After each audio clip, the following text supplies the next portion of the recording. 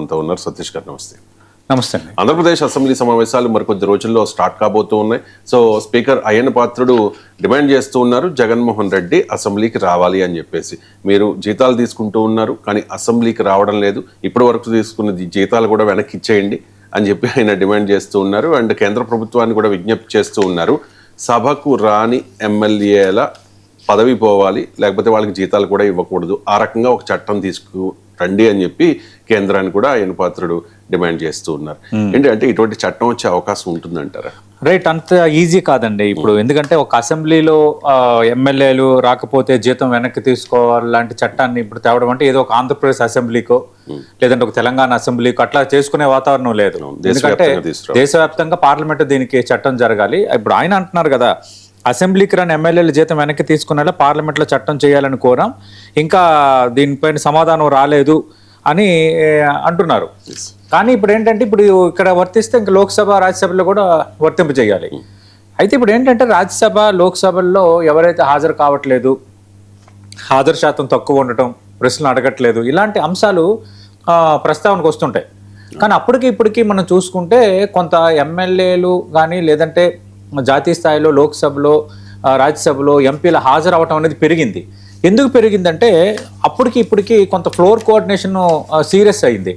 పార్టీలకు సంబంధించి రాజకీయ పార్టీల్లో ఉండే చీఫ్ విప్పులు కానీ అలాగే శాసనసభ వ్యవహారాలు, కేంద్రంలో పార్లమెంట్ వ్యవహారాలు చూసే మంత్రులు కానీ చాలా కీలక బాధ్యతలు అప్పగిస్తున్నారు. ఎందుకంటే అప్పటికి ఇప్పటికి పోల్చుకుంటే కొంత ఒత్తిడి పెరిగిన నేపథ్యంలో సభ్యులందరూ హాజరు కావాలి. కొన్నిసార్లు బిల్లుల సమయంలో కూడా విప్పు జారీ చేస్తారు. మిగతా సందర్భంలో కూడా సరైన కోరం ఉంటే ప్రతిపక్షాలను అడ్డుకోవచ్చు అన్న ఆలోచన ఉండొచ్చు. అలాగే అధికార పక్షాన్ని నిలదీయాలంటే మనం బలంగా ఉండాలని ప్రతిపక్షాలు కూడా ఆలోచన చేయడం ఉండొచ్చు. గతంతో పోల్చుకుంటే ఇప్పుడు లోక్సభ రాజ్యసభలో కొంత హాజరు శాతం పెరిగింది, మిగతా అసెంబ్లీల్లో కూడా ఉంది. అయితే ఇక్కడ ఆంధ్రప్రదేశ్ శాసనసభ స్పీకర్ అయ్యన్న పాత్రుడు చేసిన కామెంట్స్ ఫస్ట్ మనం చూస్తే, అసెంబ్లీ రిజిస్టర్లో సంతకం చేసి వెళ్తే కుదరదు, తప్పనిసరిగా సమావేశాలకు హాజరు కావాలని ఆయన అంటున్నారు. అంటే అసెంబ్లీ సమావేశాలు 17 నుంచి ప్రారంభం కాబోతున్నాయి. వైఎస్ జగన్ వైసీపీ ఎమ్మెల్యేలు హాజరు కావాలని ఆయన అంటున్నారు. రాష్ట్ర ప్రజలు అసెంబ్లీలో తమ సమస్యల గురించి చర్చించి పరిష్కరిస్తారన్న నమ్మకంతో మిమ్మల్ని గెలిపించారు, ఆ విషయం మర్చిపోకూడదు. కొంతమంది వైసీపీ ఎమ్మెల్యేలు అసెంబ్లీకి వచ్చిన బయటే సంతకాలు పెట్టి వెళ్ళిపోతున్నారు, అందుకే అసెంబ్లీలో కొత్త విధానాన్ని తెచ్చాం. అసెంబ్లీలో ప్రతి సీటుకు కెమెరాలు ఉన్నాయి, ఎమ్మెల్యేలు కేటాయించిన సీట్లు వారు కూర్చుంటేనే ఆటోమేటిక్గా ఆన్ అవుతాయి, అప్పుడే ఎమ్మెల్యే సభకు హాజరైనట్టు లెక్కలో తీసుకుంటామని చెప్పారు. అయితే అయ్యన్న పాత్రుడు సరే ఒక రూల్ పెట్టారు, ఆ రూల్ పెట్టడం వల్ల ఎమ్మెల్యేలు హాజరు అనేది ఇంపార్టెంట్. మరి ఇది అందరికీ వర్తింపు చేస్తున్నారా లేదనేది ఇంపార్టెంట్ ఇక్కడ. ఎందుకంటే 175 మంది ఎమ్మెల్యేల్లో వైఎస్ఆర్ కాంగ్రెస్ పార్టీకి 11 ఎమ్మెల్యేలు ఉన్నారు, అలాగే కూటమికి మిగతా ఎమ్మెల్యేలు ఉన్నారు. ఇప్పుడు అందరికీ వర్తింపు చేసే వాతావరణం ఉంటుంది. అసెంబ్లీ స్పీకర్ ప్రకటన ప్రకారం ఎవరైతే కూర్చుంటారో అప్పుడు అది కెమెరా ఆన్ అవుతుంది, దాన్నే హాజరు అయినట్టుగా భావిస్తామని అయ్యన్న పాత్రుడు చెప్పారు. ఇంతవరకు బాగానే ఉంది. కానీ ఇదే కారణం చూపి రేపొద్దున్న ఏదైనా ఎమ్మెల్యేకి రావాల్సిన జీతభత్యాలు కానీ అలవెన్సులు కానీ ఆపితే అప్పుడేం జరుగుతుంది అన్నది ఇప్పుడు పెద్ద ప్రశ్న. ఎందుకంటే ఇప్పుడు ఏదైనా ఆయన చట్టసభ సభ్యుడు, ప్రజాస్వామ్యంలో ఎన్నికల ద్వారా ప్రజల చేత ఎన్నిక కాబడిన ప్రజాప్రతినిధి. మరి ప్రజాప్రతినిధికి ప్రెరోగేటివ్, ప్రజాప్రతినిధి హక్కులు ఇవన్నీ ఇక్కడికి వస్తాయా రావా అన్నది ఇప్పుడు ఒక పెద్ద ఇది డిబేటబుల్ అంశం.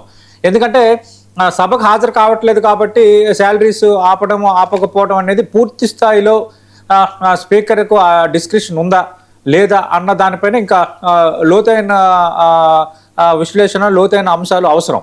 అందుకు ఇక్కడ ఆయన మాట్లాడుతున్నారు.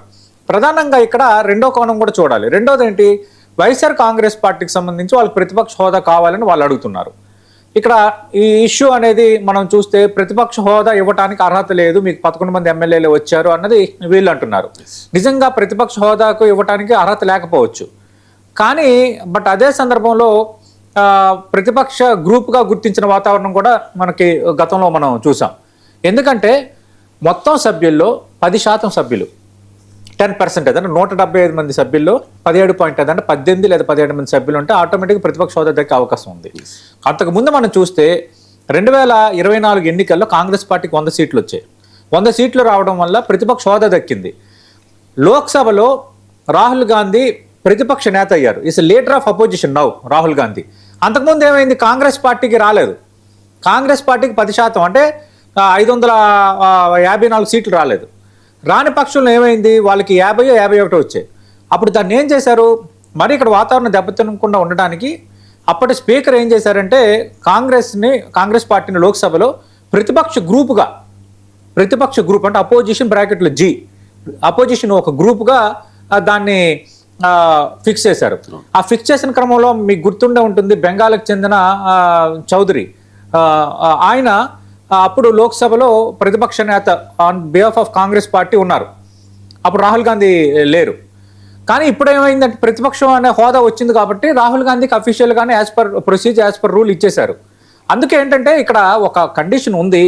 కండిషన్ లేకపోయినప్పుడు కూడా ఈ విధంగా ఒక ప్రతిపక్షంగా గుర్తించవచ్చని కొన్ని అంశాలను గతంలో తెర ముందుకు తెచ్చారు. అవి బలంగా నిలబడేవి కాదు. ఎందుకంటే లోక్సభలో కానీ అసెంబ్లీలో కానీ సేమ్ రూల్ అనేది ఫాలో అవటం అనేది ఒక కామన్గా వస్తుంది. అయితే ఇప్పుడు ఏంటంటే ఇంకెవరున్నారు, ఆల్రెడీ జనసేన పార్టీకి 21 మంది ఎమ్మెల్యేలు ఉన్నారు. ఆల్రెడీ అది కూటమిలో భాగంగా ఉంది. భారతీయ జనతా పార్టీ, తెలుగుదేశం పార్టీ అవన్నీ కూటమిలో ఉన్నాయి కాబట్టి ఇంక మేమే కదా అపోజిషన్ అని వైఎస్ఆర్ కాంగ్రెస్ పార్టీ వాదన కావచ్చు. కానీ మీరే అపోజిషన్ అంటే ఒక రకంగా అలా చూసుకుంటే ప్రతిపక్ష హోదా దక్కే ఛాన్స్ ఉన్నది పవన్ కళ్యాణ్కి, అంటే ఇవ్వాలనుకోండి లీడర్ ఆఫ్ అపోజిషన్. కానీ కూటమిగా ఉన్నారు, వాళ్ళంతా ప్రభుత్వంలో ఉన్నారు కాబట్టి అది కుదరని అంశం. అందుకు మాకు ఇవ్వాలన్నది ఒక సహేతుకత ఉండొచ్చు వైఎస్ఆర్ కాంగ్రెస్ పార్టీలో. స్పీకర్ కూడా గుర్తించితే దాన్ని రేపొద్దున వాళ్ళు వీళ్ళు ప్రశ్నిస్తారని మనం అనలేము. కానీ ఏంటంటే యాజ్ పర్ రూల్ పొజిషన్ అది కాని అంశంగా కనిపిస్తోంది. అందుకు నేనేమంటున్నానంటే వైఎస్ఆర్ కాంగ్రెస్ పార్టీకి కూడా నేను చేసే అప్పీల్ ఏంటంటే, సరే అయ్యన్న పాత్రుడు మమ్మల్ని టార్గెట్ చేశారా, ఏం చేశారనేది పక్కన పెడితే ఆయన ఒక స్పీకర్గా ఒక రూల్ పొజిషన్ తెచ్చారు. అందరూ హాజరు కావాలంటున్నారు. వైఎస్ఆర్ కాంగ్రెస్ పార్టీ కదా రేపొద్దున తెలుగుదేశం పార్టీ, బీజేపీ, జనసేన ఎమ్మెల్యేలు హాజరు కాకపోయినా అయ్యన్న పాత్రుడు ఇదే అప్లై చేయాలి. అప్లై చేసినంత మాత్రాన రేపొద్దున జీతభత్యాలు కట్ చేస్తే ఎమ్మెల్యే హక్కులన్న అంశం రేపొద్దున్న కోర్టు పరిధుల వరకు వెళ్లకుండా ఉంటుందా? అది పూర్తిగా స్పీకర్ జ్యూరిడిక్షనేనా? ఇలా రాజ్యాంగపరమైన చిక్కులు, రాజ్యాంగపరమైన సవాళ్ళు చాలా ఉన్నాయి. అందుకు నేనేమంటున్నానంటే వైఎస్ఆర్ కాంగ్రెస్ పార్టీ కూడా ఒక అప్పీల్ ఏంటంటే, మీకు సరే 40% ఓట్ బ్యాంక్ ఇచ్చారు, 11 సీట్లు మీకు ఇచ్చారు. అలాగే గతంతో మనం పోల్చుకుంటే తెలుగుదేశం పార్టీకి అంతకుముందు 23 లోపు సీట్లు ఇచ్చారు కదా. అయినంత మాత్రాన చంద్రబాబు నాయుడు తెలుగుదేశం పార్టీ హాజరు కాకుండా లేరు. ఎప్పుడైతే చంద్రబాబు నాయుడుకు గత అసెంబ్లీలో ఒక పరిణామం చోటు చేసుకున్న తర్వాత ఆయన ఇక్కడి నుంచి అసెంబ్లీకి రాను, మళ్ళీ గెలిచే వస్తానని ఆయన శపథం చేశారు. అది జరిగిన పరిణామం. కానీ ఇక్కడ ఏంటంటే మాకు ప్రతిపక్ష హోదా ఇవ్వాలి, ఇవ్వకపోతే మేము రాము అని వైఎస్ఆర్ కాంగ్రెస్ పార్టీ అది ఒక్కటే కారణంగా చూపించి అసెంబ్లీకి రాకపోవడం అనేది అదంత మంచి పరిణామం కాదు. లేదు అసెంబ్లీకే రావాలా, ప్రజా సమస్యలపై బయట మాట్లాడతాం కదా, ప్రజా సమస్యలు ఎక్కడున్నా మా పార్టీ అధినేత జగన్మోహన్ రెడ్డి వెళ్తున్నారంటే సరే అది మీ ఇష్టం. కానీ ఒక అసెంబ్లీ అన్నాక దాన్ని అసెంబ్లీకి గౌరవించడం ఒక పద్ధతి, ఒక ప్రొసీజర్ అనేది ఉంటుంది.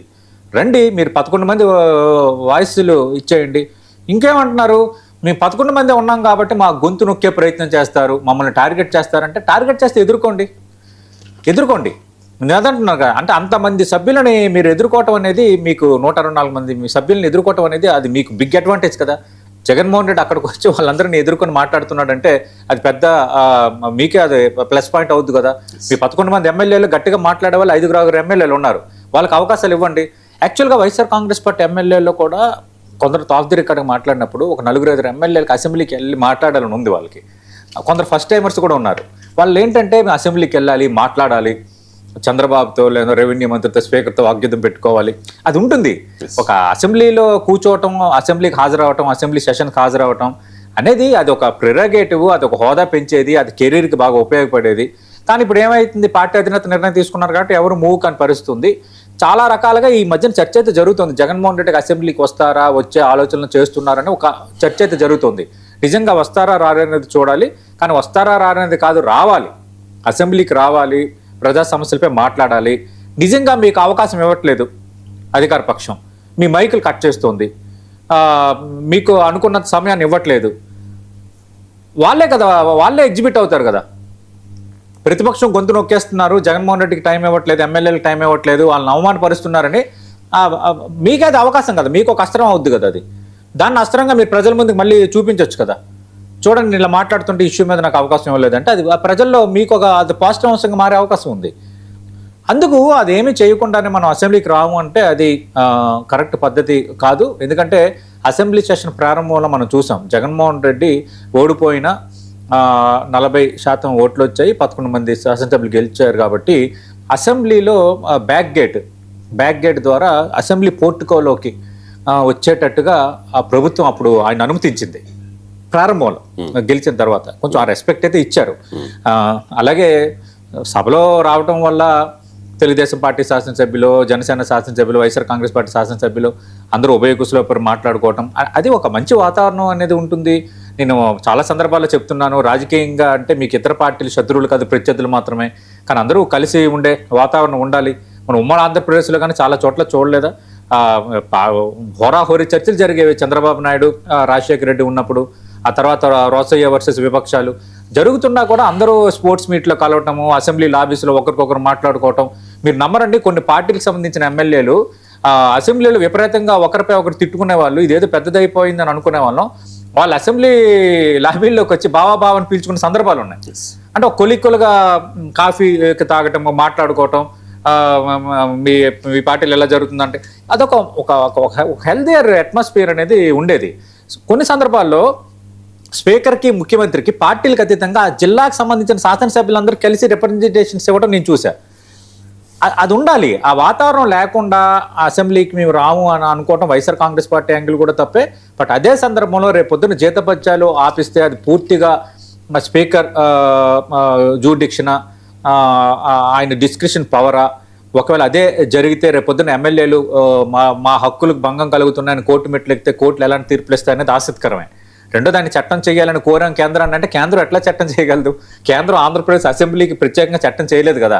ఆంధ్రప్రదేశ్ చట్టం చేయాలంటే ఖచ్చితంగా లోక్సభ మొత్తం అన్ని చట్టసభలకు వర్తింపజేసే చట్టం తెస్తేనే అది రూల్ అనేది ఫాలో అవుతారు. బట్ ఇన్ని రోజులు ఈ చర్చ ఉన్నా కూడా తేలేకపోతున్నారంటే ఖచ్చితంగా ఇది అంత ఈజీగా మేనేజ్ అయ్యే అంశం కాదు.